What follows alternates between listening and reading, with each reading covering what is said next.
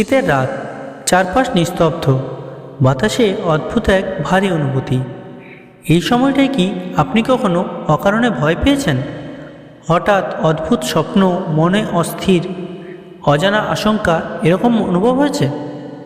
আজ আমরা জানব পৌষ মাস কেন এত রহস্যময় বলে মনে করা হয়। এটা কি শুধু কুসংস্কার, নাকি এর পেছনে লুকিয়ে আছে গভীর কোনো সত্য?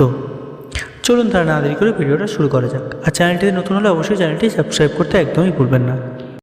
পৌষ মাস আসলে কি? হিন্দু পঞ্জিকা অনুযায়ী পৌষ মাস পড়ে মাঘ শীর্ষ ও মাঘের মাঝামাঝি। এই সময় সূর্য থাকে তার সবচেয়ে দুর্বল অবস্থানে, যাকে বলা হয় দক্ষিণায়ন। পুরাণ মতে যখন সূর্যের শক্তি কমে যায় তখন পৃথিবীতে নেগেটিভ এনার্জি বেশি সক্রিয় হয়। এবার আমরা জানব পৌষ মাস ও তন্ত্র সাধনার মধ্যে কোনো গভীর সম্পর্ক রয়েছে। তন্ত্রশাস্ত্রে পৌষ মাসকে বলা হয় গুপ্ত শক্তির মাস। এই সময় শ্মশানে তন্ত্র সাধনা বেশি হয়।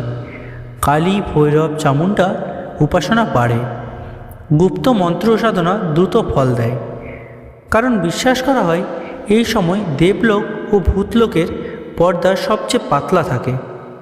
এবার জানব পৌষ মাসে ভয় ও ভৌতিক অনুভূতি কেন বাড়ে। এটা কি শুধুই গুজব? গ্রাম বাংলার মানুষ আজও বলে পৌষের রাতে একা পথ বেরোলে সাবধান। কেন? কারণ রাত দীর্ঘ হয়, কুয়াশা দৃষ্টিভ্রম তৈরি করে, ঠান্ডায় মানুষের স্নায়ু দুর্বল হয়, ফলে মস্তিষ্ক সহজেই ভয় কল্পনা করে।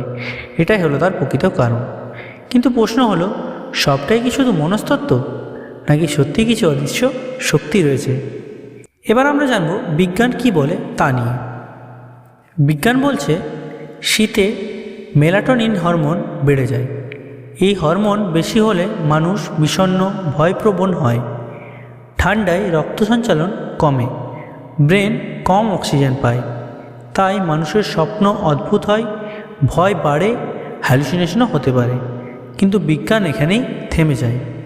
এরপর এমন এক ঘটনা যা বিজ্ঞান ব্যাখ্যা করতে পারে না। কেন? শুধু পৌষ মাসেই তন্ত্র সাধনার ঘটনা কেন বাড়ে? কেন এই সময় শ্মশানে মানুষ অদ্ভুত আওয়াজ শুনতে পায়?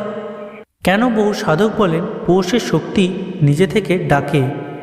এই প্রশ্নগুলোর উত্তর আজও নেই, আজও মানুষের অজানা। আপনি কি জানেন পৌষ মাসে কী কী কাজ নিষিদ্ধ বলে ধরা হয়?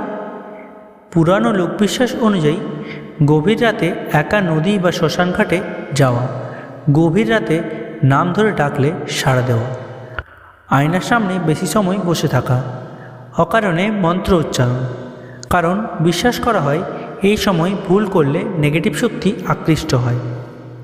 তাহলে পৌষ মাস কি অশুভ? না, পৌষ মাস শুধু ভয় নয়, এই মাসেই ধ্যান সবচেয়ে কার্যকর হয়, আত্মশুদ্ধি সহজ, পুরনো কর্মফল কাটে, নতুন শক্তি অর্জন করা সম্ভব হয়। এই মাস তাই ভয়ের নয়, সতর্কতার। তাহলে এটি রহস্য না বাস্তব? পৌষ মাস কি সত্যিই রহস্যময়, নাকি মানুষ নিজেই এই মাসকে রহস্য বানিয়েছে? সম্ভবত বিজ্ঞান আর বিশ্বাস দুটোই আংশিক সত্য, কারণ সব কিছু আজও বিজ্ঞানের আয়ত্তে আসেনি। আপনার কি মনে হয় পৌষ মাস কি সত্যিই রহস্যময়, নাকি সবটাই মনের খেলা? কমেন্টে আপনার মতামত অবশ্যই জানান। ভিডিওটি ভালো লাগলে লাইক এবং শেয়ার করতে একদমই ভুলবেন না। আর এমন রহস্যময় কন্টেন্টের জন্য চ্যানেলটি সাবস্ক্রাইব করতে একদমই ভুলবেন না। ধন্যবাদ। জয় শ্রীরাম।